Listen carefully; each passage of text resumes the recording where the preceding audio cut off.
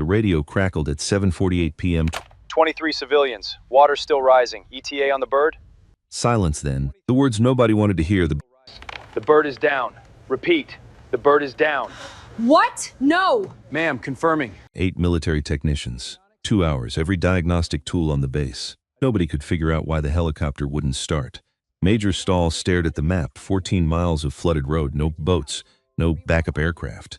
23 people running out of time. General Holt made one phone call, not to a base, not to command. To a woman fixing motorcycles in a garage at the edge of town. She showed up in a beat-up truck. No uniform, no rank insignia. Just a scar on her jaw and hands that hadn't forgotten a single thing.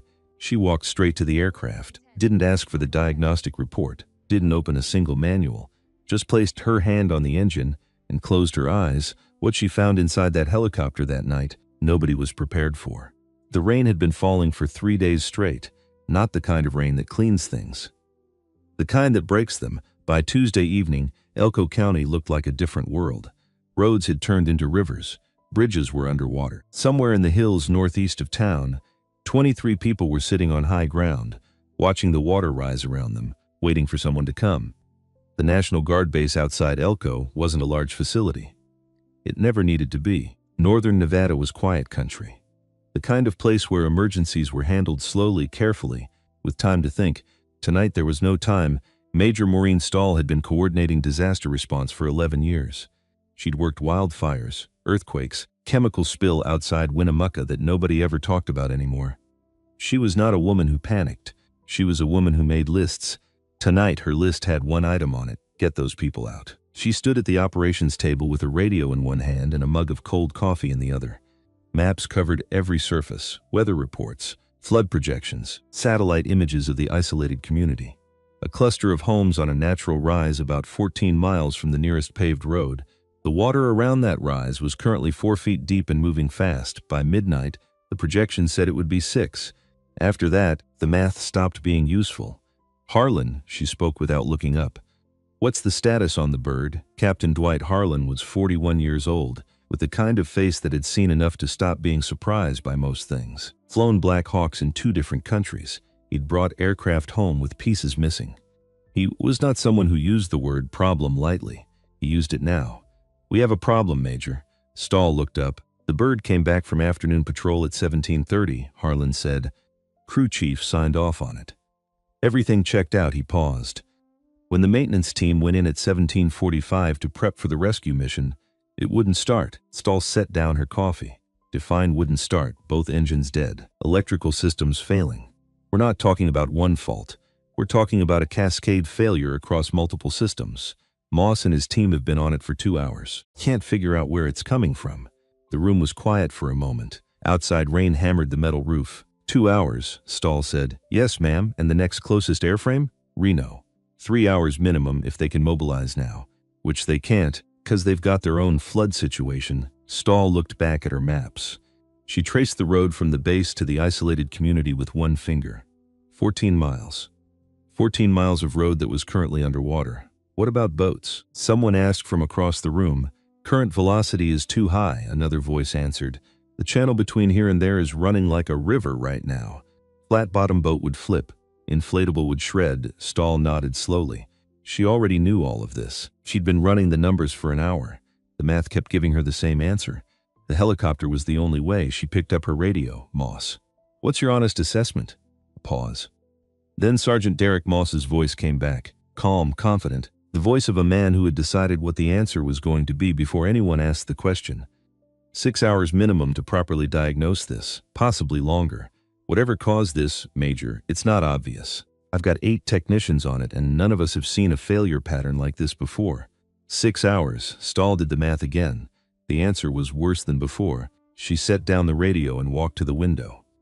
Outside, she could see the hangar. Through the open doors, she could see the Black Hawk sitting there under the fluorescent lights. Surrounded by technicians, surrounded by equipment, surrounded by 8 people who knew exactly how these aircraft worked. Not one of them could make it breathe. He thought about the 23 people on that hilltop.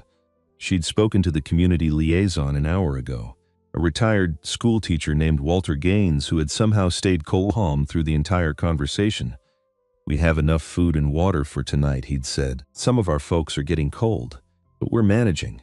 How long until you can get to us? She'd told him to hang on. She hadn't told him she didn't know how. Her phone buzzed. She looked at the screen. It was General Holt. She answered on the first ring. General. Maureen, his voice was steady. It was always steady. That was either reassuring or terrifying, depending on the situation. Talk to me, one aircraft. Both engines down, unknown cause. Moss estimates 6 hours minimum to diagnose. 23 civilians in rising floodwater. Road access is impossible. Next closest airframe is in Reno and can't mobilize. Silence on the other end, General. I heard you, he said.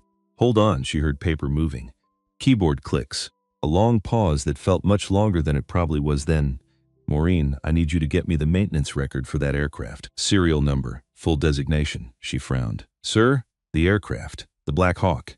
What's its full designation? She walked to the operations desk and found the file U-60 tail number 87 Delta. Another silence. Longer this time, General Holt. When he spoke again, his voice had changed. Not dramatically, just slightly, like a man who had just understood something that had been sitting in the back of his mind for a very long time. I need to make a phone call, he said. Don't move that aircraft. Don't let Moss touch anything else on it. Tell him whatever they've found so far. I want it documented exactly as is, sir, if we don't. 30 minutes, Maureen. Give me 30 minutes. He hung up. Stahl stared at her phone for a moment. Then she looked back out at the hangar, at the Black Hawk sitting dead under the lights. She didn't know what a tail number meant to a general who had been doing this for 34 years. But she'd learned a long time ago that Raymond Holt didn't make phone calls without a reason. She walked back to the window and waited. General Raymond Holt was in his car when he made the call. He hadn't intended to be. He'd been driving from Carson City to Elko the moment he heard about the flood situation. 3 hours of empty Nevada highway in the dark, rain on the windshield, radio going back and forth between weather updates and silence.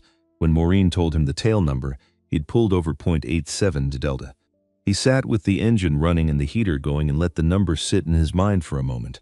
Most people, when they think about war, think about battles, about the big moments, the dramatic ones, the ones that make it into reports and ceremonies and history. Raymond Holt had been doing this long enough to know that war wasn't made of big moments.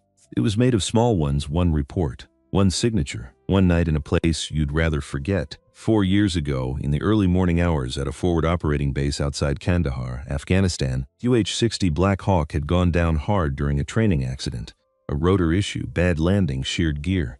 The aircraft hadn't been destroyed, but it was badly damaged. And a 12-man special reconnaissance team was scheduled to extract from a deteriorating situation before dawn.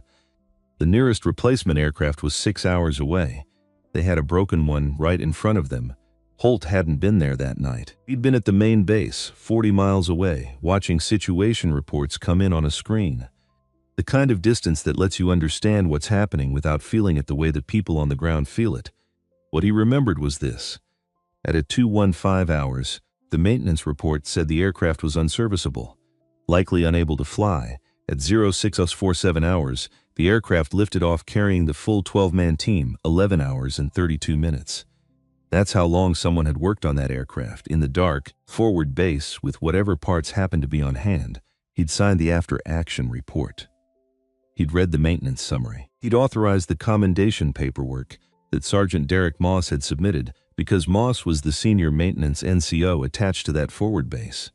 And the paperwork had Moss's name at the top. He hadn't read the full report carefully enough to notice that the name in the body of the document, the name of the person who had actually performed the repairs, was someone else entirely. That name had surfaced 3 months ago, when a young specialist named Callum Draper filed an internal grievance about inconsistencies in archived personnel records. Holt had read that grievance carefully. He'd pulled the original documents, and he'd understood, sitting in his office in Carson City on an ordinary Thursday afternoon, that he had signed a piece of paper 4 years ago that had ended someone's career. And he had done it without looking closely enough at what he was actually signing. That was the thing about small moments. They had consequences that outlasted them by years. He found the number in his phone. It wasn't in his contacts under her name. It was in a notes file, added 3 months ago, after he'd finished reading Draper's grievance and tracked down what had happened to the person at the center of it. He'd told himself he'd call eventually. He'd never found the right time. He dialed now. It rang 4 times. He was ready to leave a message when she picked up. Yeah, a flat voice. Someone who had learned not to give away anything on the first word. Maya Caldwell? A pause. Short. The kind that means the person is deciding something quickly. Who's this? General Raymond Holt, Nevada National Guard. Another pause, slightly longer. How did you get this number? Personnel records, he said. I need you at the Elko base. 30 minutes, I'm not active duty anymore, I know, so you can't order me to do anything. That's correct. A silence that lasted exactly as long as it needed to. Then, why are you calling me? She asked. Holt looked through his windshield at the dark road ahead. Rain tapping on the glass. 4 years ago, he said, someone kept a Black Hawk flying in Kandahar with 11 hours and no spare parts. That aircraft is currently sitting dead on my base. 23 civilians are waiting for it, and my entire maintenance team can't figure out why it won't start. He let that sit for a moment. The aircraft's designation is 87 Delta, he added. This time the silence was different. It wasn't the silence of someone deciding. It was the silence of someone remembering. 30 minutes, she said. She hung up. Holt put the car in drive and pulled back onto the highway. He didn't know exactly what he expected to find when he got to Elko.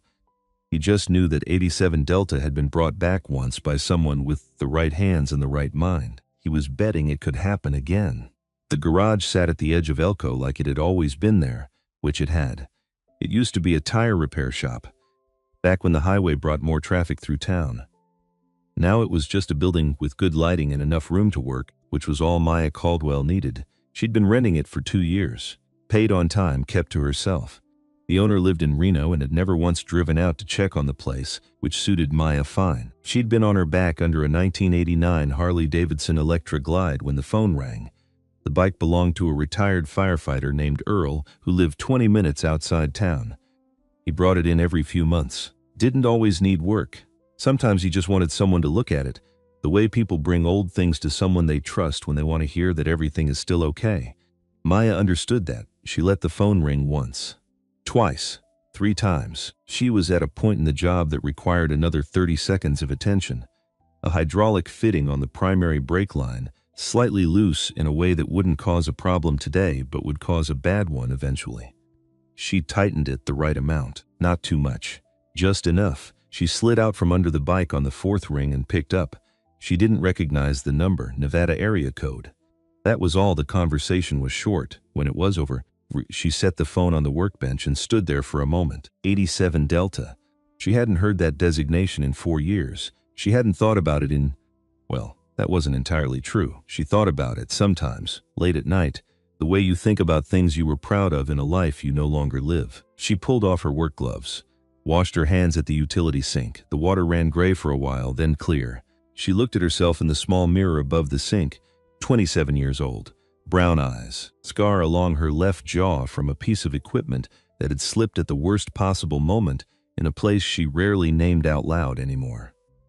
Hair pulled back in the practical way of someone who couldn't be bothered with anything that got in the way of the work. She looked, she thought, like someone who fixed things for a living. Which was true. Just not the things most people assumed. She turned off the lights in the garage, locked the door, got into her truck. The drive to the base was 20 minutes in normal weather. Tonight, with the rain in the flooded sections on the North Road, it took 25. She didn't mind. She used the time to think, not about the helicopter. She'd figure that out when she saw it. She thought about the name Holt had given. His name, his rank. She'd heard of Raymond Holt. Knew the broad outline of his career, the way you know the biography of someone who existed in the same world as you, without ever occupying the same room. Shy thought about the fact that he'd known the tail number. That meant something. She wasn't sure what yet. She'd figure that out too. The base gates came into view through the rain, floodlights on the perimeter, vehicles moving. The kind of organized urgency that meant something real was happening.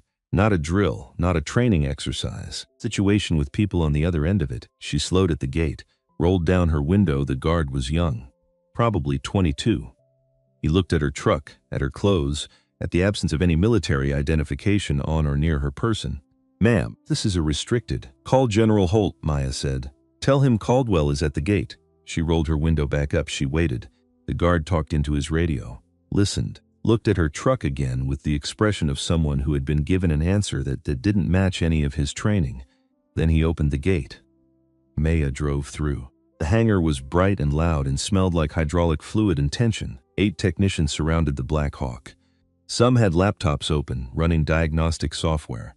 Some had panels removed, lights shining into the aircraft's guts. 2 were on the phone simultaneously. One was on his knees staring into the engine bay with the expression of a man who had stopped expecting the answer to arrive. Sergeant Derek Moss stood slightly apart from the group. He was 41 years old, with the build of someone who had once been very fit and had let that slip gradually enough that he barely noticed. He had the confidence of a man who had been the most experienced person in every room he'd entered for the last decade. He held a tablet in one hand. He was not looking at it. He was looking at Maya. She had come in through the side door of the hangar. She stood just inside the entrance, taking in the room, not hurrying, not speaking, just looking. She looked at the aircraft, the diagnostic equipment, technicians, the arrangement of removed panels, the placement of cables, the laptops showing fault trees that went in 3 different directions without converging on anything. Moss walked toward her. "You're the civilian?" he said. Maya looked at him. "There are people who look at you like they're reading a page, taking in information, processing, and there are people who look at you like they've already finished the book." Maya looked at Moss the way people look at something they recognize. "Caldwell," she said. "Moss, I'm the senior maintenance NCO on this base." He said it the way people announce things that they believe should end conversations. "What exactly is your qualification here?" "Aviation mechanic specialist," she said. "Combat certified. FOB qualified, former." "Yes, we have 8 certified technicians on this aircraft," Moss said. "Active duty. Combined experience of over 120 years. If we can't find this fault, can I see it?" Moss stopped. "The aircraft," Maya said. "Can I see it?" He looked at her for a moment, with the expression of a man deciding how to say no in a way that sounds like something other than no. The decision made for him. General Raymond Holt walked in through the main hangar doors. 62 years old, and he moved like someone who had spent his entire adult life walking into difficult rooms. Not aggressive, not uncertain, just present, the kind of presence that rearranges a room without announcing itself. Took one look at the situation and crossed to where Maya and Moss were standing. "Moss," he said. "Step back." Moss stepped back. Holt looked at Maya. "You have everything you need. Whatever you want from the parts inventory, you have access to it." Maya nodded once. Then she walked toward the aircraft. The technicians near the Black Hawk looked up as she approached. Some of them moved aside automatically. Some of them didn't. She didn't ask anyone to move. She stopped at the port side of the fuselage, near the engine access panel on the left side. She stood there for a moment. Then she placed her right hand flat against the panel, not like a diagnostic check. Like she was listening. Colum Draper was 24 years old, the youngest technician on the base, and he had been holding a flashlight for the last 2 hours while the more senior people argued about fault trees. He watched Maya press her hand against the aircraft and tilt her head by maybe 5 degrees. He didn't know what she was doing. He knew it wasn't nothing. She moved. Slowly, methodically, she walked around the aircraft. She touched different points: the tail boom, the transmission fairing, the APU exhaust, the hydraulic access panel on the starboard side. Each contact was brief and specific, like she was having a conversation in a language that didn't use words. She stopped at the aft electrical bay. The small panel near the tail that contained secondary power distribution components. She didn't open it immediately. She stood in front of it for a moment. Then she looked back over her shoulder. "You," she said. Colum looked behind him. "Nobody there." "Yeah, you," Maya said, with the flashlight. "Come here." He walked over. "Hold it here." She indicated a specific angle, light coming in from the left, angled downward. "Don't move it." "Okay," Callum said. She opened the panel. The inside of an aft electrical bay looks, to most people, like an extremely complicated mess. Wires and connectors and relay blocks and junction points and labels that only make sense if you spend a significant part of your life learning what they mean. Maya looked into it the way someone looks at a familiar room they haven't visited in a while, checking what's the same, checking what's different. Colum watched her face. He'd been watching people work his whole life. His father was a mechanic. His uncle was a carpenter. He'd grown up understanding that the way a person looks at a problem tells you more about their skill level than anything they say about themselves. Maya Caldwell looked at the inside of that electrical bay, and he saw something move across her face. It was fast. Second, maybe less, her eyes found something. And the look that crossed her face wasn't confusion, wasn't surprise, it was confirmation. Like she had just seen exactly what she expected to see, then it was gone. Her expression went flat again. Smooth. She reached into the bay with 2 fingers and touched a component gently. Withdrew her hand. "Okay," she said quietly. Colum waited for more. Nothing came. She moved on to the next panel. It took her 88 minutes. Colum knew because he'd been watching the clock since she arrived. Partly out of professional curiosity, partly because he'd started doing the math on what 88 minutes meant against a 4-hour window. She worked without explaining, without announcing. She asked for 4 components from the parts inventory, specific part numbers stated from memory, no reference materials. She asked for a particular type of connector that turned out to be in a bin at the back of the storage room that most people had forgotten existed. She asked Callum to hold the light at 9 different angles across the course of the work, each one specific enough that he understood she was seeing something at each position that required exactly that illumination. She didn't make small talk. At one point around the 40-minute mark, Callum said, "Where did you learn to work like this?" She didn't look up from what she was doing. Field? Which field? The kind where the work matters more than the facility. He thought about that for a while. Around the hour mark, Moss came over, stood at a distance that was just close enough to observe without appearing to observe. Colum had known Moss for 14 months. He had never seen him look uncertain before. He looked uncertain now, not openly, not in a way that most people would notice. But there was something in the way Moss held his tablet, not reading it, just holding it, and the way his eyes tracked Maya's movements with an attention that went beyond professional assessment. It was the attention of someone doing calculations. The 88-minute mark, Maya straightened up. She took the rag from her back pocket and wiped her hands. Slowly, methodically. The way people do something routine when they're organizing their thoughts before they speak. She looked at Callum. Port side cockpit. Hold it at auxiliary. Callum climbed up, found the switch, held it at auxiliary. Maya looked at Moss. "Tell your team to stand clear." Moss opened his mouth. "Please," she added. Flat, not as softness, as patience wearing thin. Moss signaled his team back. Maya stood at the rear of the aircraft. She had one hand resting on the tail boom. "Switch," she said. "Column through it." For a moment, nothing. 2 seconds. 3, then, from somewhere deep inside the aircraft, a sound like a system exhaling. Electronic components coming back online in sequence. Relay clicks, fast and precise, like a conversation resuming mid-sentence, and then, engine, not a roar, not a dramatic ignition, just a deep, purposeful vibration as the turbine caught and held, like something waking up from a very unpleasant sleep. 3 seconds later, engine 2 followed. The rotor blades began to turn. Nobody in the hangar spoke. The aircraft that 8 technicians had worked on for 2 hours. The aircraft that a senior NCO with 18 years of experience had estimated at 6 hours minimum to diagnose, was running. Column climbed down from the cockpit. He looked at Maya. She was already wiping her hands again. "Well," he said. He couldn't find the rest of the sentence. Moss crossed the hangar floor. His face was doing something complicated. "What did you fix?" he asked. Maya looked at him. "Just looked. Specific components, did you?" "Several things," she said. "I need specifics. For the maintenance record, I'll write it up. The general is going to want a full debrief on." "I know what the general wants," Maya said. "And I need to speak with him before this aircraft goes anywhere." She paused. "Where is he?" Holt had been standing in the doorway that led to the operations corridor, which was exactly where he'd been for the last 40 minutes. He didn't announce his presence. He just straightened slightly, which with Holt was announcement enough. "Here," he said. Maya walked toward him. She paused once, briefly, and looked back at the aircraft. The Black Hawk sat there with its engines turning, blades sweeping slow arcs through the hangar air, looking like something that had never been broken at all. She turned away. "General," she said when she reached him, "I need 5 minutes. Just you." He studied her face. Whatever he was looking for, he found enough of it. He led her down the corridor without looking back at Moss or the technicians or the running aircraft. The room was small. A table, 4 chairs, a whiteboard with old marker lines that hadn't fully erased. Holt closed the door. He waited.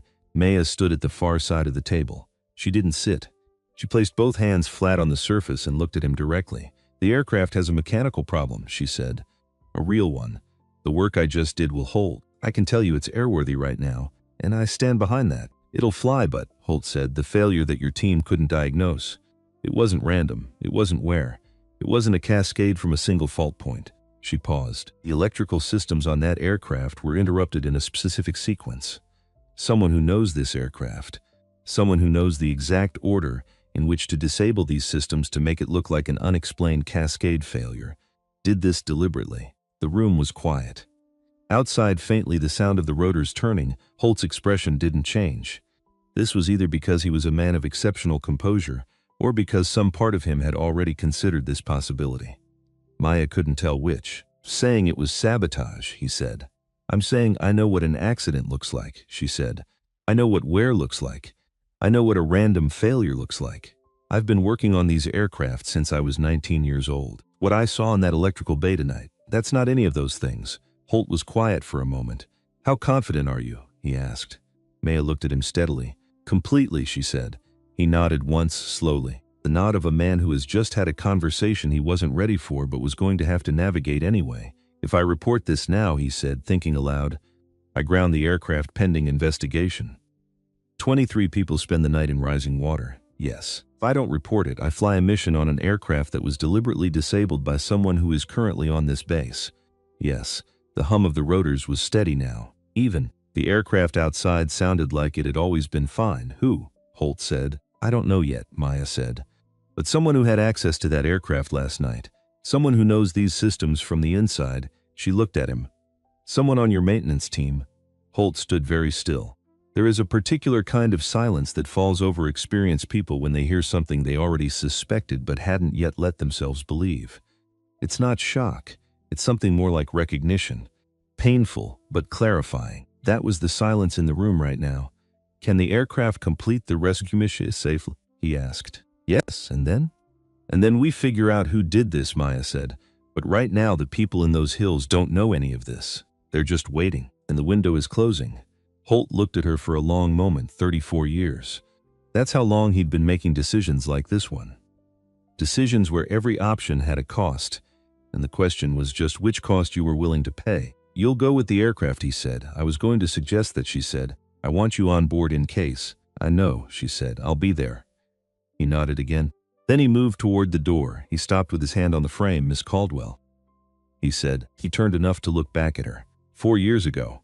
The aircraft in Kandahar. I didn't. We have 23 people waiting, General, she said. Not unkindly. Just there was a time for that conversation, and this wasn't it, and they both knew it. He nodded a third time. Opened the door. Down the corridor, the rotors were turning, the mission was waiting, and somewhere northeast of Elko, in the dark and the rain, 23 people were watching the water rise, not knowing that the one thing standing between them and the night was a woman who hadn't set foot on a military base in 4 years, a woman who had just brought a dead aircraft back to life with her bare hands, a woman whose name was not on any current roster, a forgotten combat veteran who had not, it turned out, been forgotten by the machine she once kept flying. The Black Hawk lifted at 22:15, no ceremony, no announcement. Just the rotors biting into wet air and the ground falling away beneath them, and the lights of Elko shrinking into something small and distant through the rain-streaked windows. Maya sat in the crew chief's seat behind the cockpit, harness on, headset in.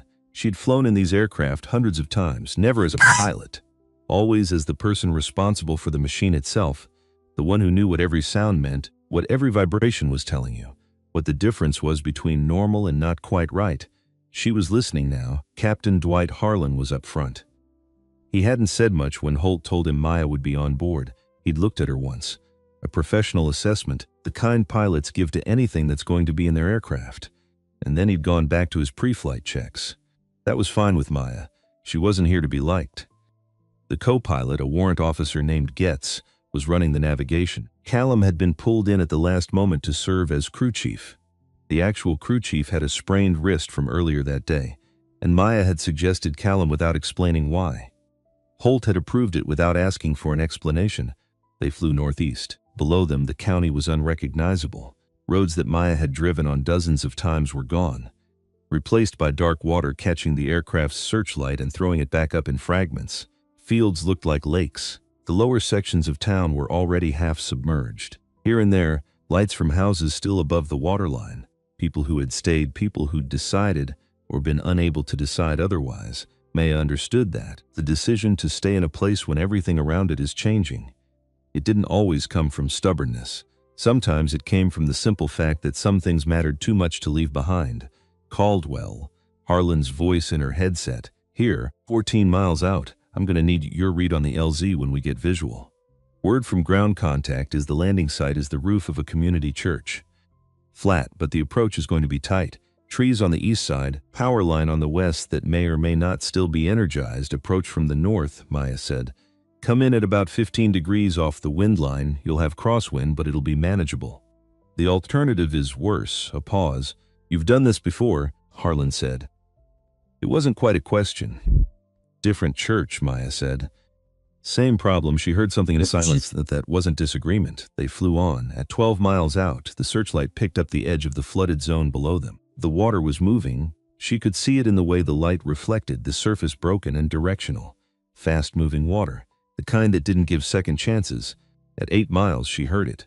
Faint, under the rotor noise and the weather. A vibration in the floor of the aircraft that wasn't part of the normal operating signature. She pressed her boot lightly against the deck, felt it again. Low frequency. Intermittent. Engine 1, she'd half expected this. She didn't say anything yet. At 6 miles, the ground contact came over the radio. It was Walter Gaines, the retired schoolteacher who had apparently appointed himself the community's spokesperson, a role he seemed to be handling with a steadiness that Maya respected immediately. Guard base. Gaines at the community site. We have visual on your aircraft, over. Copy that, Mr. Gaines. Stahl's voice came back from the base. We are approximately 6 minutes out. How are your people doing? We have 23 individuals. 11 are over 65. 3 have limited mobility. 1 gentleman is on supplemental oxygen. Portable unit, we have 2 spare cartridges. A pause. Water is at the base of the access steps. We've moved everyone to the upper floor of the church. We're all right. We just need to get out. 6 minutes, Mr. Gaines. Maya was already doing the math. 3 with limited mobility. 1 on oxygen. The Black Hawk's operational capacity in these conditions, weather, night, weight limits, was going to require multiple trips. She was thinking 4. Possibly 5 if the oxygen equipment needed space.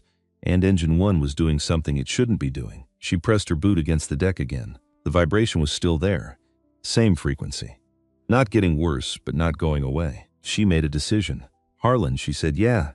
The engine is running fine. You're going to feel a low-frequency vibration in the deck around Engine 1. It's not a problem right now, but I want us to complete this mission and get back to base in as few trips as possible. A beat. How many trips? He said. 2, Maya said. That's going to be a heavy load on the second run. I know the load limits on this aircraft, she said. I'll tell you when we're at the line. Trust me when I say we won't cross it. Another beat, then, okay.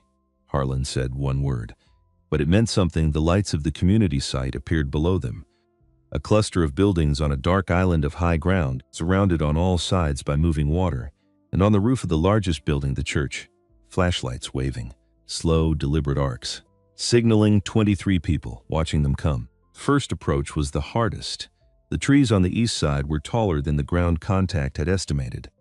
Harlan came in from the north the way Maya had suggested, fighting a crosswind that pushed the aircraft sideways in 10-second intervals like something alive, trying to change their direction. He held it. Maya watched through the window. She said nothing during the approach. When a pilot is working, you don't add noise. You let them work. The skids touched the church roof at 2231, not perfectly. A slight bounce, a correction, and then they were down. Solid. Harlan was good. The kind of good that looks easy because the person making it look easy has done it so many times in so many bad conditions that difficult has become normal. Colum had the door open before the bounce finished.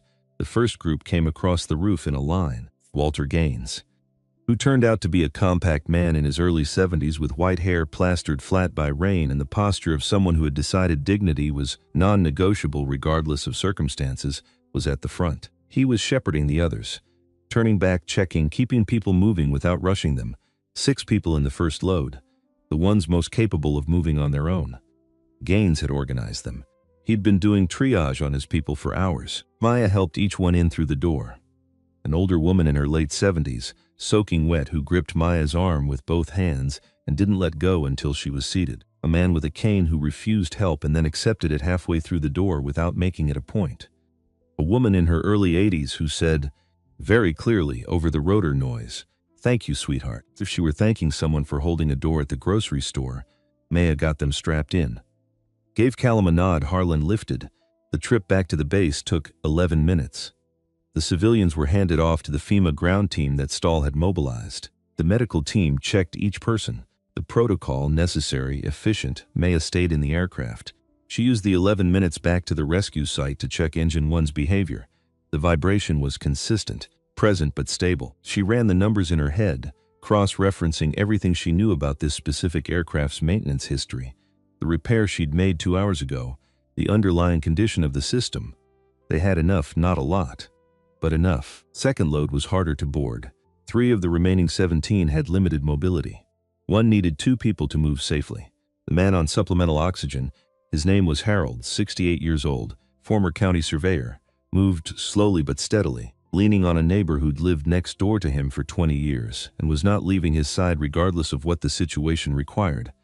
Maya got Harold settled first, checked the oxygen line, confirmed the flow rate. He looked at her with the calm of someone who had managed this equipment long enough to not need supervision.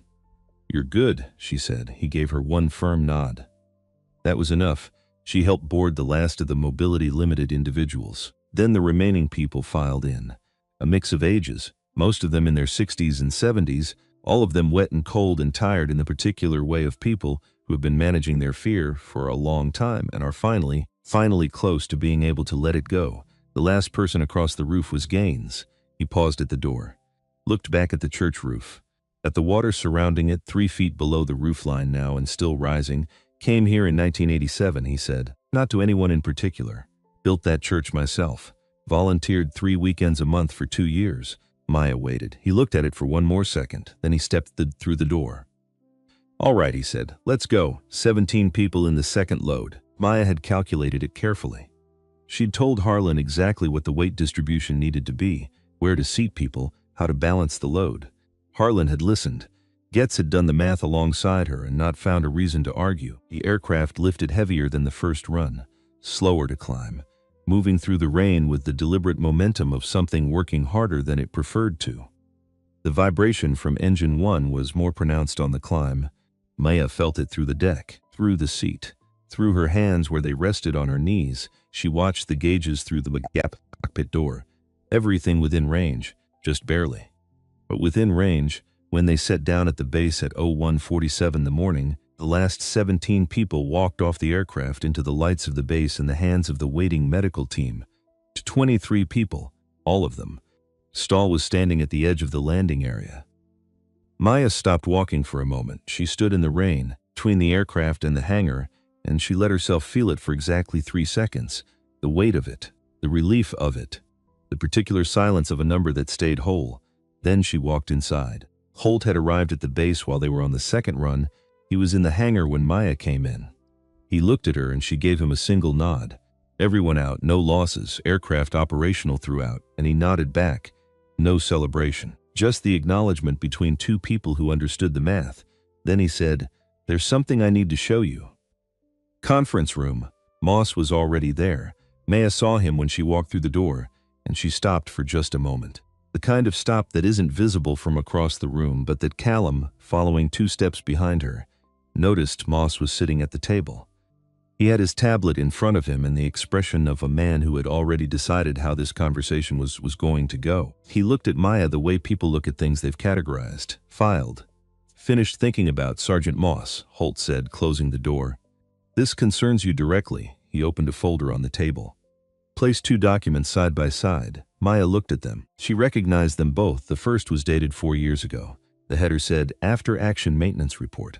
FOB Kandahar, UH-60 Serial 87 Delta." In the body of the report, in the section labeled "Repair Performed by," her name, Specialist Maya Caldwell. And in the assessment section, language recommending commendation and accelerated promotion review.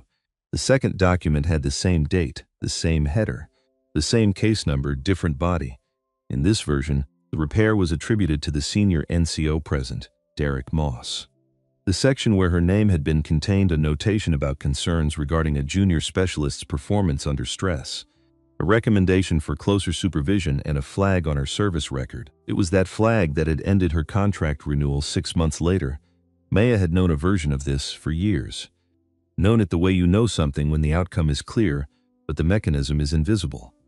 You know what happened to you. You're just not sure exactly how. Seeing the 2 documents side by side made it exact. She looked at the papers for a long moment, then she looked at Moss. He met her gaze. Something moved in his expression.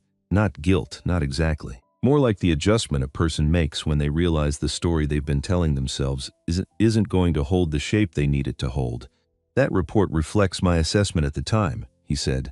Which assessment? Holt asked. First one or the second one? Moss's jaw tightened slightly. I don't know what you're suggesting. I'm not suggesting anything, Holt said. I'm showing you two documents with the same case number and the same date. One has Caldwell's name where his assessment credits the repair. One is yours, he paused. Only one of them was submitted to the review board. Silence. Maya was watching Moss. Not with anger, not with the satisfaction of someone watching a person get what they deserve. With something quieter and harder to name. The particular feeling of seeing a thing finally be the size it actually was, instead of the size it appeared to be when it was all you could see. The aircraft that your team couldn't diagnose tonight, Holt continued, was repaired in 88 minutes by the same person whose work you replaced with your own name 4 years ago. He let that sit for a moment. Think you understand why we're having this conversation. Moss looked at the table. For the first time since Maya had walked into the hangar that evening, the confidence was gone. In its place was something more complicated. She'd expected defensiveness. Maybe anger. What she saw was more like a man confronting the accumulated weight of a decision he'd made quickly, for reasons that had seemed reasonable in the moment, and that had been sitting in the structure of his choices ever since. That's a separate matter from tonight's maintenance situation, he said finally. His voice was still steady, but it was working harder than before. It is, Holt said, and it will be addressed separately. He closed the folder. Right now, I need to talk to Miss Caldwell. Alone, Moss stood. He picked up his tablet. He walked when he reached Maya. He stopped when he reached Maya. He just looked at her. One long look, and in it, she didn't know what he intended, but what she saw was a man who had told himself a story about who he was and what he'd done, and who was now in a very specific and irreversible moment. At the end of that story, he walked out. Holt sat down across from Maya. She sat down across from him. I owe you an explanation, he said. You don't need to. I signed that second report, he said. I didn't write it. I didn't compare it against any original. Signed it because Moss submitted it and I was managing 4 other situations that week, and I trusted the chain of accountability that was supposed to catch discrepancies like that. He paused. The chain failed, I failed, and you paid for it. Maya was quiet. Outside the door, she could hear the base still moving. The FEMA team, the medical staff, the normal sounds of an operation winding down. Why are you telling me this now? She asked. Because 6 months ago, a young specialist named Callum Draper filed an internal grievance after finding 2 versions of that report in the archival records. He didn't know what they meant exactly, but he knew they didn't match, and he knew enough to flag it. Holt looked at the folder on the table. His grievance came to me 3 months ago, after it worked its way up the chain. I pulled the original documents and I understood what had happened. Ma thought about Callum. Standing in the hangar with his flashlight, watching her work. Asking where she'd learned she hadn't known. He filed that 6 months ago, Holt said. It started an investigation. That investigation is what put Moss under review, and the review is what led us to start looking more carefully at his other activities. He paused. Including his financial connections to a defense maintenance contractor. Maya looked at him. That's connected to tonight? We believe so, Holt said, which is why I need you to tell me everything you found in that electrical bay. Maya had noticed Frank Delaney the moment he walked off the aircraft, not because he stood out from the others. In some ways, he was the least remarkable person in the group. Medium height, white-haired, slightly deliberate movements of a man managing an old knee injury. He could have been anyone's retired neighbor, but Holt had seen him too. And the look that crossed Holt's face in that moment, Maya had been watching for it, because she'd been watching Holt all evening, was not the look of relief. It was the look of a man who had just seen a variable he hadn't accounted for step off a helicopter. She found Delaney in the medical holding area. He was sitting on a folding chair against the wall, a blanket around his shoulders, a cup of something warm in his hands. He looked exactly like what he appeared to be. A 68-year-old man who'd had a very long night, except for his eyes. His eyes were watching the room. Mr. Delaney, Maya said. She pulled a chair across and sat down across from him. Direct.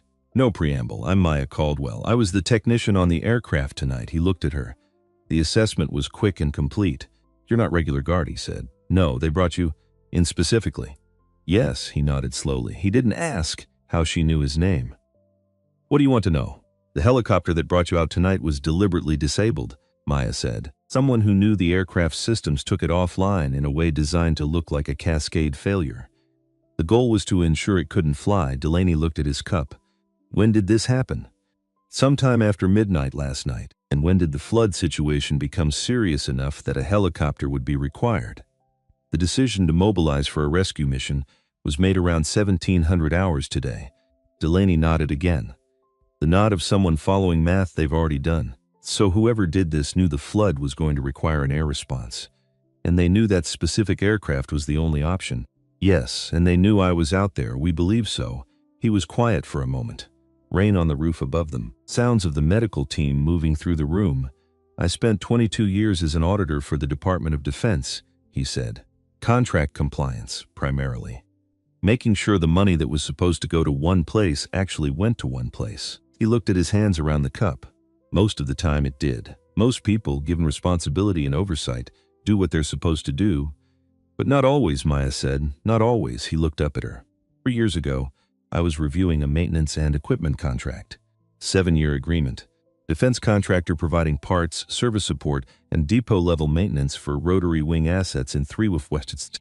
He paused. The numbers didn't match. How far off? In aggregate, over the first 18 months of the contract, about $4 million in billed services that couldn't be reconciled to actual work performed. He said it the way accountants say large numbers, without drama. Because drama isn't the point. The numbers are the point. Some of it was billing for parts. Some of it was billing for labor hours that exceed the possible hours in the time period. And some of it... He stopped. Some of it what? Maya said. Some of it was billing for maintenance performed on aircraft that the records showed had already been serviced by on-base personnel. He looked at her steadily, including, in 2 instances, records that showed work attributed to senior maintenance NCOs who, when I cross-referenced their deployment records, were not at the relevant locations during the claimed service dates. Maya was very still. I submitted my findings to my chain of review, said the investigation was opened. Then 8 months later it was closed. He paused. Insufficient evidence, the closure notice said. I disagreed. I was informed that my disagreement had been noted. He smiled slightly. I retired shortly after, by choice. Mostly the contractor, Maya said. The one with the billing discrepancies, Meridian Defense Services, he said. They still hold the contract. Maya thought of something. She thought of it very carefully, Mr. Delaney, she said. Subcommittee hearing next week. His eyes sharpened. Just slightly. You're well informed for a helicopter mechanic. I'm trying to understand the full picture. He was quiet for a moment. Then, subpoenaed by the Senate Armed Services Subcommittee on Readiness. I have documents, originals, not copies, that were not included in the official case file. I retained them at the time because I believed the investigation might be reopened. Another pause. Hearing is Tuesday morning, and if you don't make it to that hearing, then the subcommittee has my original testimony from the closed investigation, which was heavily redacted, and a retired auditor's word against a company with 7 years of uninterrupted government contracts and a very good legal team. He looked at Maya. Somebody knew about that hearing, Maya said. Somebody has known about it for 6 weeks, Delaney said. Since the subpoena became a matter of public record, he looked down at his cup. I thought I was being careful, living quietly. Not drawing attention, he almost laughed. I didn't think anyone would bother with an old man and a flood. They didn't bother with the flood, Maya said. They just made sure the one thing that could reach you couldn't fly. The room was quiet between them for a moment. There's a financial connection between the contractor you were investigating and someone on this base, Maya said. Delaney looked at her with the eyes of a man who has spent 22 years following money through complicated systems. Of course there is, he said. Maya brought everything to Holt at 04 in the morning. She laid it out the way she'd been taught to lay things out, clearly, sequentially, without editorializing. What she'd found in the electrical bay, what the failure pattern told her, what Delaney had said, what the timeline meant when you put it all together. Holt listened without interrupting. When she finished, he was quiet for a moment. Seth Pryor. He said. Maya looked at him. He was the only maintenance personnel logged as present in the hangar after midnight last night, Holt said. He signed out at 01:15, logged it as a parts inventory check. He does them regularly. It's not out of pattern. Regular enough that no one would question it, Maya said. Regular enough that no one did. Holt looked at the table. He requested emergency personal leave this afternoon before the rescue mission was mobilized. Before we knew there was a problem. Where is he now? We don't know. A pause. He's not on base. Maya absorbed that. Then Holt said the other thing. The thing she could see he'd been sitting with since she laid out the full picture. The financial connection to Meridian Defense Services. I have documentation on Moss's relationship with that company going back 2 years. We've been building the file. He looked at her. That was the investigation that Draper's grievance opened. We were looking at contract irregularities. We didn't know until tonight that it extended to this.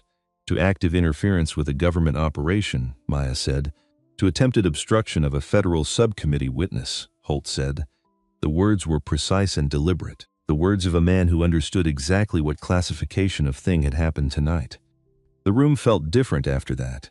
Maya looked at the table, at the notes she'd made, at the sequence of events she'd been carrying in her head for the last 6 hours. Physical evidence on the aircraft, she said. What I found in the electrical bay, what I repaired. The specific sequence of the sabotage, that's documentable. I can write up a technical report that shows exactly what was done and that it required specific expert knowledge of this airframe. That helps, Holt said. But it doesn't name anyone, Maya said. No, Holt agreed.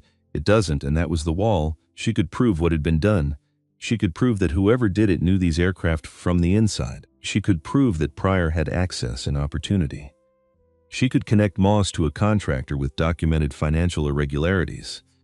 She could place Delaney at the center of a federal process that gave someone a concrete reason to want the helicopter grounded, but connecting all of it to a specific person in a way that held up, that required something more than her word, more than her read of the electrical bay, more than a timeline that fit. Moss's lawyer, she already knew, was going to point to exactly that gap. He was going to say she had personal motivation, a grudge going back 4 years, and he wasn't going to be wrong. She did have motivation. She had 4 years of a smaller life than she'd planned on living, in a garage in a town she'd ended up in, partly because it didn't remind her of anything. She had a scar on her jaw from a place she'd loved working in and been pushed out of. She had the memory of signing paperwork she didn't fully understand and walking away from a career she'd built with her hands because the alternative was a fight she didn't have the resources to win at 23. She had all of that, and Moss's lawyer was going to hold it up and say, "This is why she's doing this. This is what this is actually about." Maya looked at the wall. Then she looked at Holt. "I need to go back to the aircraft," she said. He frowned slightly. "The aircraft is secure. I know," she said. "But there's something I want to check." She stood up. "There's a procedure I use when I'm working in an environment I don't fully trust. When I can't guarantee that what I'm walking into hasn't been compromised." She picked up her notes. "Started using it in Afghanistan. When you're at a forward base and you don't know all the people around you, and you need to be sure that if something goes wrong, there's a record that doesn't depend on anyone else's word." Holt was watching her now with an expression she hadn't seen on his face before. "Before I started that aircraft tonight," she said, "before I ran those engines, I activated the extended logging protocol on the avionics system." A pause. "The Plaque's avionics system stores input command logs in non-volatile flash memory," she said. "That memory doesn't clear when the aircraft loses power. When extended logging is active, this system captures everything, not just fault outputs, the actual input commands that preceded them. With timestamps, with user authentication data from the maintenance interface." She paused. "The electrical systems were dead. But the memory wasn't. It never is." Holt stood up slowly. "Someone who knew this aircraft disabled it through the maintenance interface," Maya said. "The maintenance interface requires user authentication. If they logged in through the base system, their credentials would be in the avionics log," Holt said. "If I activated extended logging before restart," Maya said, "then the log captured the prior state of the system as well. Everything the system recorded in the previous 24 hours. Holt looked at her for a moment. "Did you?" he asked. "Activate it?" Maya looked back at him steadily. "I said I use it when I'm in an environment I don't fully trust," she said. She let that answer the question. Holt reached for his phone. He called the CID duty officer. He called him at 4 in the morning without apology. And in the hangar, 30 feet away, the Black Hawk that 2 people had tried to own, one to destroy it, one to revive it, sat waiting with everything it knew stored in its systems. Quaye read it to tell the truth. CD officer's name was Warrant Officer Dennis Albright. He arrived at the base at 4:47 in the morning. 43 years old, compact build. The kind of man who moved through spaces without taking up more room than necessary. He carried a hard-sided case with forensic extraction equipment. And the expression of someone who had been woken up before dawn enough times that it no longer registered as an inconvenience. He listened to Holt for 4 minutes without interrupting. Then he looked at Maya. "You activated extended logging before restart," he said. "Yes, without being instructed to. I wasn't instructed not to," Maya said. "It's a standard field practice. When you're reviving an aircraft in an uncertain environment, you want a full record of the system state at time of restart. So if anything goes wrong afterward, you have baseline data." Albright looked at her for a moment with the evaluating look of someone deciding how much of what they're being told is exactly what it appears to be. "Okay," he said. He opened his case. The extraction took 40 minutes. Maya sat on a crate near the tail of the aircraft and watched him work. Callum had appeared at some point. She wasn't sure when, and was sitting on the floor nearby with his back against the wall and his arms on his knees. He hadn't been asked to leave and hadn't offered to. He just stayed, the way useful people stay when something important is happening, making themselves small enough not to be in the way. The hangar was quiet around them. Outside, the rain had finally stopped. She noticed it the way you notice a sound you've been hearing for so long it became background. You only register it when it ends. The absence of it was its own kind of silence, different from the silence before the storm. Cleaner, at 05:31, Albright looked up from his equipment. "Okay," he said. He turned the screen of his extraction unit toward Holt. The extended logs back 26 hours from the time of restart. System captures all input commands to the primary avionics and maintenance interfaces. Time stamped to the second. He scrolled to a specific point in the log. 23:40 he read. Sequential input commands to the primary electrical distribution panel. Port side. Commands entered through the base maintenance interface. Remote login. He paused. Authentication credentials on the login. User ID M7742. Holt looked at the screen. "Whose credentials?" Maya asked. Though she already knew, Albright looked at his secondary screen, where he'd pulled the base personnel authentication registry. M7742 is assigned to. He stopped for just a moment. The small pause of a professional confronting something that confirms a bad thing rather than a surprising one. Sergeant First Class Derek Moss. The hangar was very quiet. "The commands themselves," Holt said. "Can you characterize them?" "Yes." Albright scrolled through the sequence. 12 discrete input commands over a 14-minute period. Each one targets a specific component in the electrical distribution system. In isolation, each command looks like a legitimate maintenance adjustment. But in this sequence, he stopped, looked at Maya. "You want to explain it?" "You're the one who reversed it." Maya stood up from the crate, walked over. She looked at the sequence on the screen. "Each command by itself is something you might do during routine maintenance," she said. "Adjust a relay threshold, reset a junction parameter, recalibrate a distribution setting." Normal actions. She traced the sequence with one finger without touching the screen. But in this order, this specific order, each one sets up the next. By the time the 12th command is executed, the system thinks it's in a normal state. All the individual components read within tolerance. But the cumulative effect of the sequence is that the electrical system cannot complete a startup cycle. Both engines get power but can't hold it. The system interprets it as a cascade failure. "Because it is a cascade failure," Albright said. "Just not a natural one. You'd have to know this aircraft," Maya said. "Not just Black Hawks in general. This specific airframe. How its particular configuration responds to these inputs in this sequence." She stepped back. Whoever did this had worked on this aircraft before. Extensively. Albright looked at Holt. "Moss has been the senior maintenance NCO on this base for 3 years, Holt said. "This aircraft has been here for 2.5. Nobody needed to say anything after that." Albright closed his extraction case. "I have what I need for a preliminary forensic report. I'll also need the physical evidence from the electrical bay. The third-party logging device Miss Caldwell found is in evidence storage," Holt said. "From 2 hours ago," Albright nodded. He pulled out his phone. "I need to make some calls." He looked at Holt. "General, this is going to go federal, I know," Holt said. "The contractor connection." "I know," Holt said again. Quieter this time. Albright walked to the far end of the hangar to make his calls. Maya stood looking at the extraction unit's screen for a moment. The log. The timestamp. The 12 commands and what they'd been designed to do. She'd been right. She'd known she was right from the moment she'd looked into that electrical bay with Callum's flashlight. The night before, That already felt like a different week. Being right about something like this didn't feel the way people imagined it would. Felt like setting down something heavy that you'd been carrying for a long time. Not relief exactly. More like the return of something that should have been normal all along. She walked back to the crate and sat down. Colum was still there. "You knew," he said quietly. "Just recognition. I suspected," Maya said. "When?" "First 5 minutes," she looked at the aircraft. "When you work on these machines long enough, you learn what random failure looks like. What wear looks like. What a bad day looks like." She paused. This didn't look like any of those things.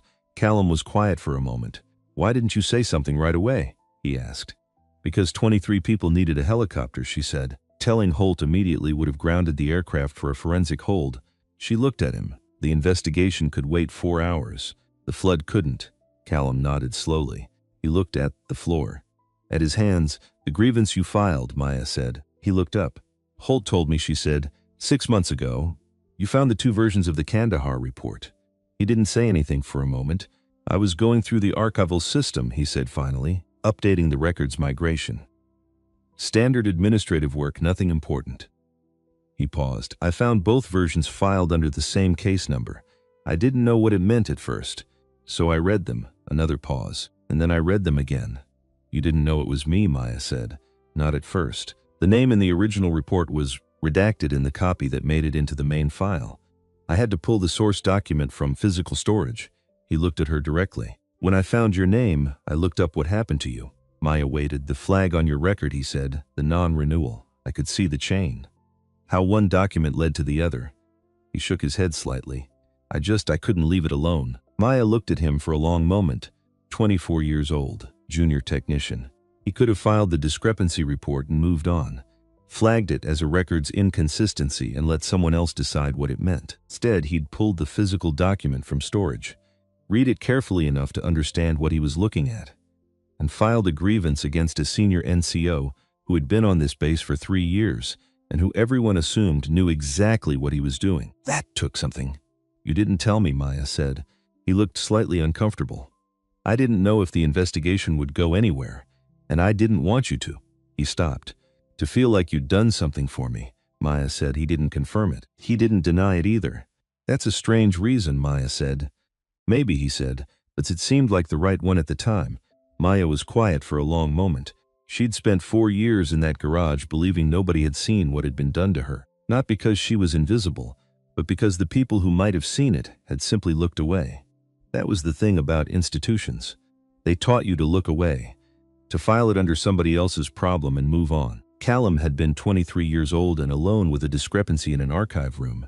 He could have looked away so easily he hadn't. "That's a strange reason," she said finally. "Maybe," he said, "but it was the only one I had." They brought Moss in at 06:15, not dramatically. 2 PSYD personnel knocked on the door of the on-base quarters where he'd been since Holt had told him to stay put. He came with them without argument. He was dressed. He had his cover on. He looked like a man who had spent several hours deciding how to carry himself and had landed on.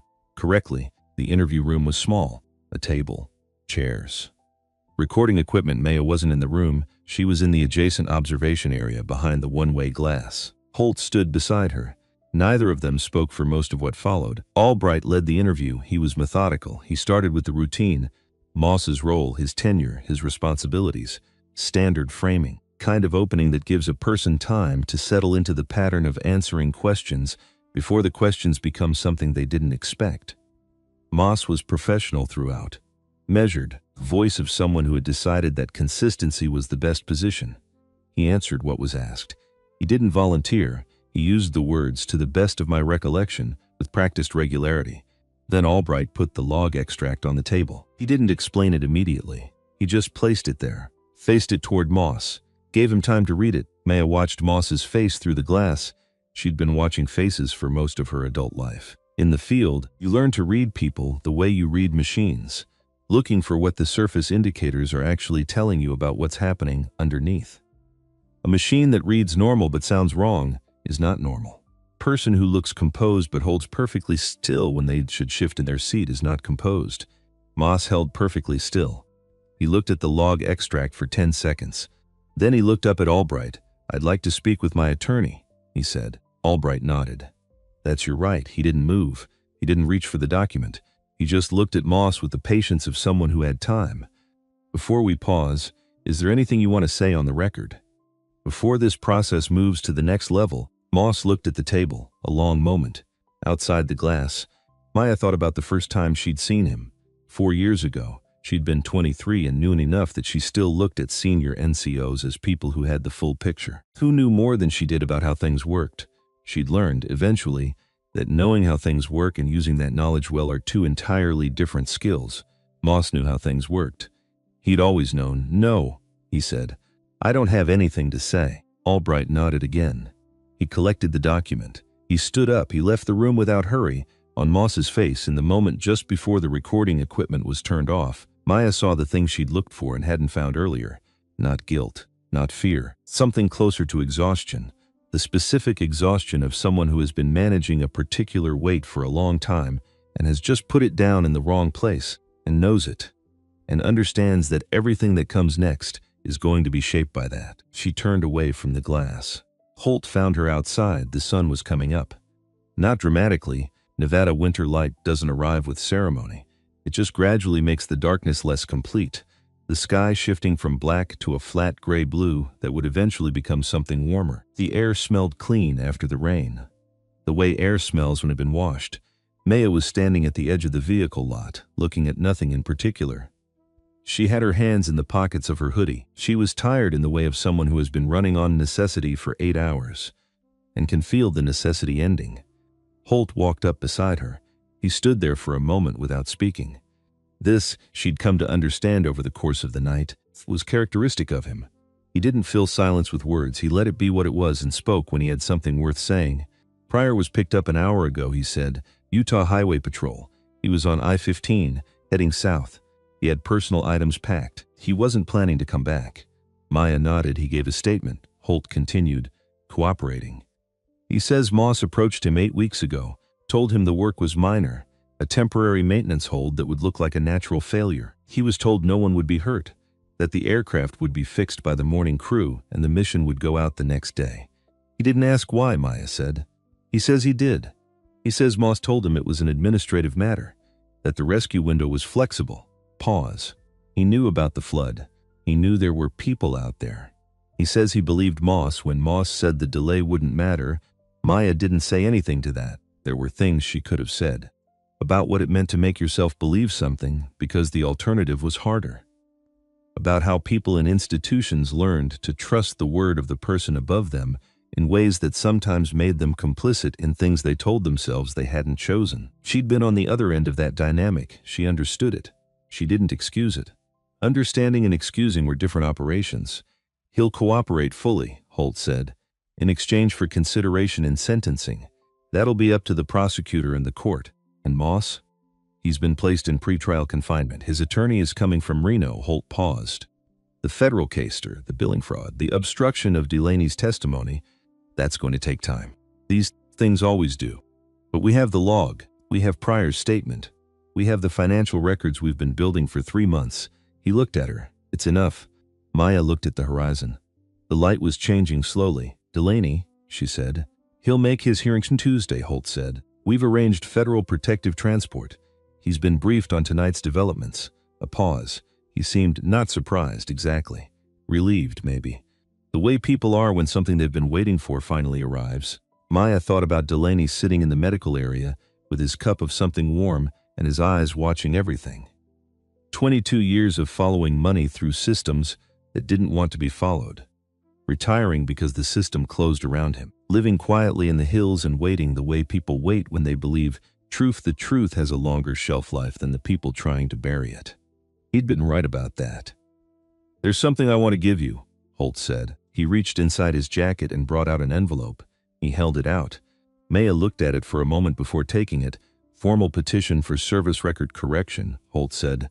The flag will be removed. The original Kandahar report, the real one, will be restored as the official record. With the commendation notation, he paused.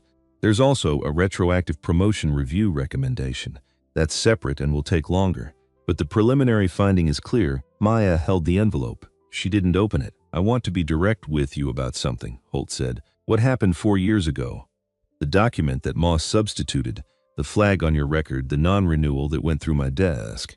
I signed it. I didn't look closely enough at what I was signing, and a person's career ended because of it.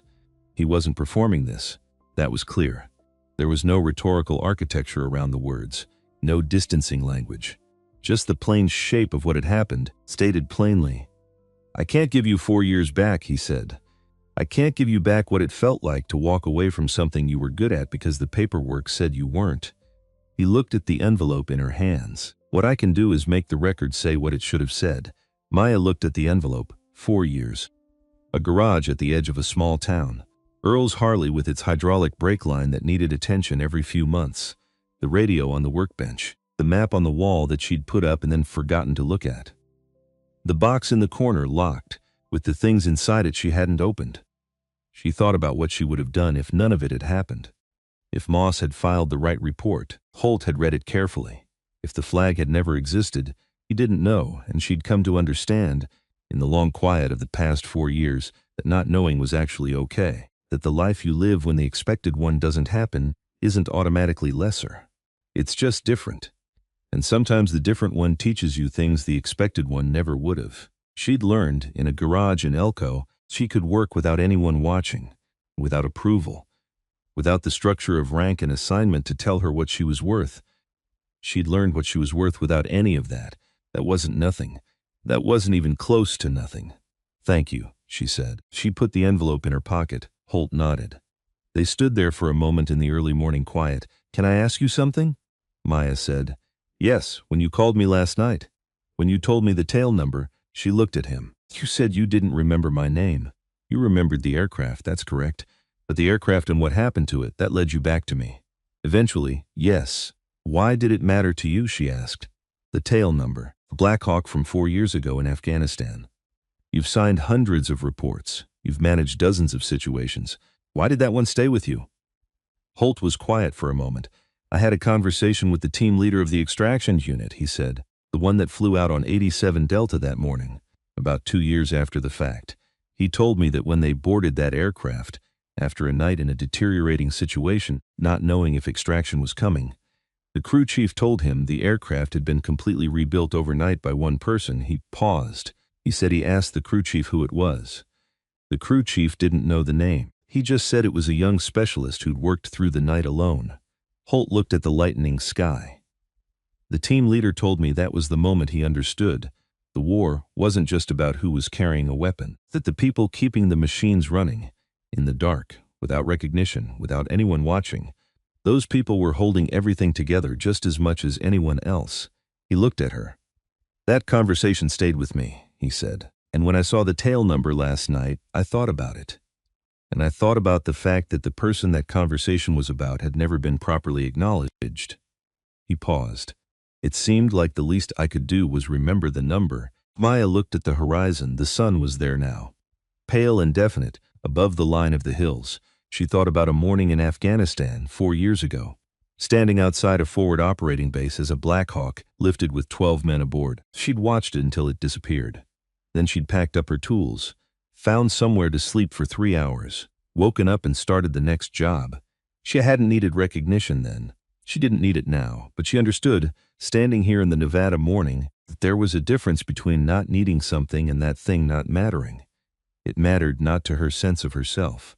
She'd built that independently in the years since in ways she was quietly certain about. But to the record, to the story of what had happened and who had done it, to the simple factual account of events which was owed to accuracy regardless of whether anyone was watching. The record should say what happened. It hadn't. Now it would. That mattered. She found Callum in the hangar. He was back at work, not because anyone had asked him to be. Just because 07 and he was a technician and there was an aircraft that needed a proper post-mission inspection, and he was the person available to do it. He was working on the portside engine inspection panel when she walked in. He heard her boots on the concrete and looked over without stopping what he was doing. "You're still here," he said. "Leaving soon," she said. She walked over to where he was working. She looked at the engine access for a moment, the way she always looked at any mechanical situation, taking in what was there before saying anything about it. "How's it look?" she said. "Good, actually." He sounded slightly surprised. "Whatever you did last night, The engine's running cleaner than the maintenance logs show it's run in 6 months. Sometimes when you fix the immediate problem, you catch a few other things along the way, Maya said. Colum nodded. He kept working. Maya leaned against the fuselage. The metal was cold. The hangar was warming slowly as the day came up outside. I want to ask you something, she said. Okay, when you found those documents. The 2 versions of the report, she watched him work. You were 23 years old. Junior specialist. Moss was a senior NCO who'd been here longer than you'd been in the service, she paused. That's not a small thing to file a grievance about. That's not a comfortable position to put yourself in. Callum was quiet for a moment. His hands kept moving, checking, tightening, documenting. No, he said. It wasn't, so why did you? He stopped what he was doing. Not abruptly. Just came to a natural pause and let himself pause there. My dad was a mechanic, he said. Auto body shop in Flagstaff. He worked for the same place for 17 years. He looked at the engine. When I was 15, the shop took on a contract with an insurance company, big account. And the owner started billing for work that wasn't performed. Small stuff at first. Then bigger stuff. He paused. My dad knew. Other guys knew. Nobody said anything because the owner was the owner and the money was good and it had been a hard couple of years. Maya waited. Eventually the insurance company audited. Fraud came out. The shop lost the contract. Then lost its license. He picked up his documentation pad. My dad lost his job. 7 guys lost their jobs, including 2 who'd worked there longer than my dad. He looked at the pad without writing anything yet. He told me afterward. He said the worst part wasn't losing the job. The worst part was knowing he'd seen it happening and decided it wasn't his problem. He looked at Maya, finding those documents, he said. I kept thinking, this isn't my problem. I don't know this person. This happened before I was even assigned here. It's old. It's done, he shrugged slightly. And then I thought about my dad saying that, and I figured the reason it felt like not my problem was exactly the same reason it actually was. Maya looked at him, 24 years old. She thought about all the things that could have stopped him. Rank. Inertia. The reasonable calculation that filing a grievance against a senior NCO was bad for a career that was just getting started. Simple fact that it was easier not to. He'd done it anyway, not for her, not knowing her. Just because the record was wrong and he could see that it was wrong and he believed that mattered. Your dad, Maya said. What did he do after the shop closed? Callum almost smiled. Opened his own shop. Smaller. Takes less work. But he said every invoice is accurate and he sleeps fine. He paused. He said that's worth more than the math suggests. Maya thought about that. Yeah, she said. It is. She pushed off from the fuselage. Straightened up. I'm going to write a technical report on what I found and what I repaired, she said, for Albright's forensic file. And I'm going to include you as a supporting witness. You were present and observant throughout. If you're comfortable with that. Yes, he said. Without hesitation, it might put you in the middle of a federal case, I know. It'll be fine, she said. But it's worth knowing, he nodded. He went back to his work. Maya stood there for one more moment, looking at the aircraft. The Black Hawk that had started this whole night, that had been broken and fixed and flown through a storm, and had quietly recorded everything that had been done to it. There was something she respected about that. The machine that just kept the record, didn't editorialize, didn't take sides, didn't decide whether the information was convenient or not. Just kept it, accurately, waiting for someone to ask the right question. She picked up her jacket from the crate where she'd left it 8 hours ago. Time to go home. Frank Delaney was in the parking lot. He was standing next to a government vehicle that would take him to a secure location until Tuesday's hearing. He had a bag at his feet and a cup of coffee. A better one than the paper cup from the medical room. Someone had apparently found him actual coffee, and he was looking at the mountains. The peaks were showing in the morning light. Sharp and clear the way they get after a heavy rain, when the air has been washed clean of everything that usually softens the edges of things. He turned when he heard her boots on the asphalt. Miss Caldwell, he said. Mr. Delaney. She stopped a few feet away, heading out. Shortly, he looked at her with the appraising look she'd come to associate with him. The look of someone who spent decades reading numbers but had learned that numbers were only meaningful in the context of the people who produced them. I wanted to catch you before you left. You don't need to. I know I don't need to, he said. I want to. She waited. I spent 22 years trying to make sure money went where it was supposed to go, he said, following it through systems that were designed sometimes to obscure where it was going, sometimes successfully, sometimes not. He looked at his coffee. When the investigation was closed 3 years ago, I told myself the work hadn't mattered, that the system had decided it didn't want the information I had. And that was that. He looked up. I was wrong about that, he said. The work mattered. The information mattered. It was just on a longer timeline than I expected. He paused. Someone kept it alive. Several someones, actually, who didn't know each other and weren't coordinating. They just, separately, decided that the truth was worth preserving. Maya thought about Callum and his archival records migration. About Holt and a tail number he'd remembered for 4 years without knowing why. About herself and a habit she'd developed in Afghanistan of activating extended logging before she tried to restart her small decisions, made independently. For their own reasons, coming together into something that worked. I'm not a particularly sentimental person, Delaney said. 22 years of auditing cures you of most sentimentality. But I've been thinking this morning about what it means that the helicopter that came for us last night was the same one you worked on 4 years ago. He looked at her. That's not a coincidence exactly, but it's not nothing either. The aircraft has a good maintenance record, Maya said. It was the right aircraft for the mission. That's why it was here. Delaney looked at her with the patient expression of someone who understood when a person was declining to engage with something they actually felt. You're allowed to think it matters, he said. Just between us. Maya looked at the mountains. They did look clean this morning. Sharp-edged and real. Tuesday, she said. The hearing Tuesday, he said. You have everything you need? Everything I've had for 3 years, he said. Now, with a somewhat better chance of it being heard, he held out his hand. She shook it. His grip was firm, the grip of someone who was still here and intended to remain so. Take care of yourself, Miss Caldwell, he said. You too, Mr. Delaney. She watched the government vehicle pull out of the lot. Then she walked to her truck. Holt was at the gate when she drove up, standing outside, not in the road, just at the edge of it. Like he'd come out to see her off but hadn't wanted to make it into something formal. She stopped the truck and rolled down the window. He looked at her for a moment. The record correction will take about 3 weeks to process, he said. You'll receive official notification at your address on file. If the address has changed, same address, she said. He nodded. If you need anything from me in the interim, documentation, testimony, anything for the federal case, you have my direct number. You called me on it last night, she said. Yes, then I have it. He almost smiled. She saw it at the corner of his expression, and then it was gone, Miss Caldwell, he said. For what it's worth, what you did last night. The way you did it, the order you did it in, he paused. I've been in this a long time. What you chose to do, fix the aircraft first, get the people out first, trust that the rest could be handled in order, that's not a small thing. A lot of people, given what you knew, would have led with the sabotage. Made it about that. 23 people, Maya said. Yes, he said. Exactly. She put the truck in drive. General, she said.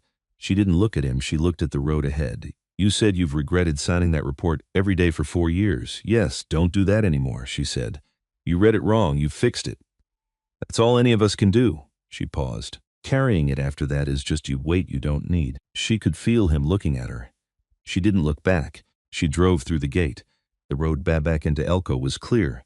The floodwater had receded from the main routes overnight. Patches of debris at the road edges. Branches mud. The small remnants of something that had moved through and passed. The kind of aftermath that meant work ahead. Cleanup. Repair. Returning things to where they were supposed to be.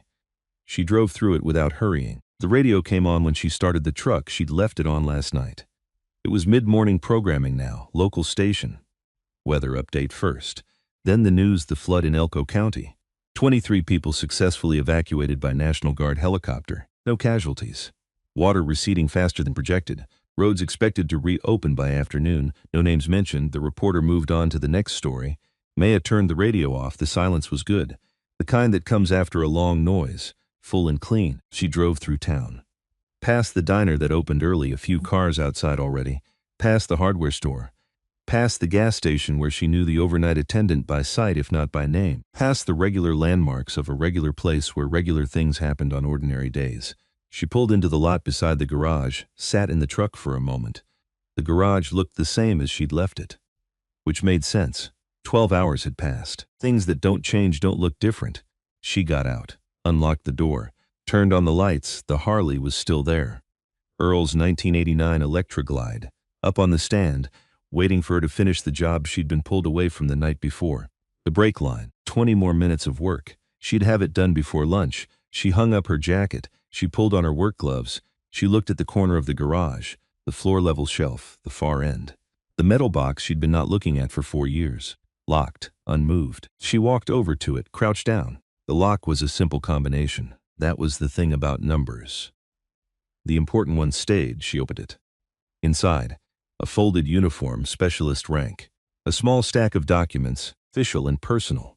A photograph of a Black Hawk on a desert airfield, taken at dawn, the light coming in low and golden from the east. She'd taken that photo herself, Kandahar, the morning after the repair. Before the aircraft lifted, she looked at it for a moment. A machine she'd kept alive. That had gone on and kept living. That had come back around eventually to the place and the moment where the record could be corrected. She didn't believe in signs exactly, but she believed in the persistence of good work. She believed that when you did something right, truly right, with care and without shortcut, it didn't disappear. It stayed in the world in the form of its own consequences. Quietly, without needing to announce itself, the aircraft had carried 12 men home. Then it had carried 23 more people out of rising water. Then it had carried the truth. That was a good run for one machine. She put the photograph in her shirt pocket. She put the box back on the shelf, unlocked now, open. She reached into her jacket pocket. The envelope was still there. She'd been carrying it since the gate. She set it on the workbench next to the photograph. She didn't know yet what she'd do with the record correction. Whether she'd go back. Whether that was even the right question to ask. She knew this. The record would say what happened. And for now, for this morning in this garage with the Harley on the stand and the next job waiting, that was enough. She went back to work. The brake line took 18 minutes. She tested it 3 times. It held perfectly. She wiped down her tools, organized them back into their places, made a note on Earl's work order, set the clipboard on the bench where he'd find it when he came to pick up the bike. Then she sat on the stool at the workbench and looked at the garage, the lights humming, the clean smell of oil and metal, the Harley on the stand finished and ready, the tools in their places. She thought about 23 people waking up this morning in their own beds, or in their kids' houses, or in whatever shelter FEMA had arranged, dry and warm, with the particular clarity of people who had come through something and were on the other side of it. She thought about Delaney on his way to a secure location, documents he'd been holding for 3 years and a hearing on Tuesday that might finally make them matter. She thought about Callum, in the hangar, running a post-mission inspection with the careful attention of someone who understood that the work mattered even when no one was grading it. She thought about Holt, driving back to Carson City, with a file that needed to be corrected and a conversation he'd had at a gate that she hoped he'd actually take the advice from. She pulled the photograph out of her shirt pocket, looked at it one more time. Then she put it on the workbench, propped against the wall, where she could see it while she worked, not as a memorial, just as a record of something that had happened, that had mattered, that was still, in the best ways, happening. She picked up the next job ticket from the pile, a 1994 Ford pickup with a transmission problem. Owner was a woman named Greta, 71, who'd brought it in last week and apologized for the rust like it was a personal failing. Maya had told her the rust was honest. It meant the truck had been used. She pulled on her gloves. She went back to work. Outside, the Nevada sky was doing what Nevada skies do after a heavy rain, going very blue and very clear, in the way of something that has decided to be completely itself again after a period of being something else. Clean air, long light, a good day to fix things.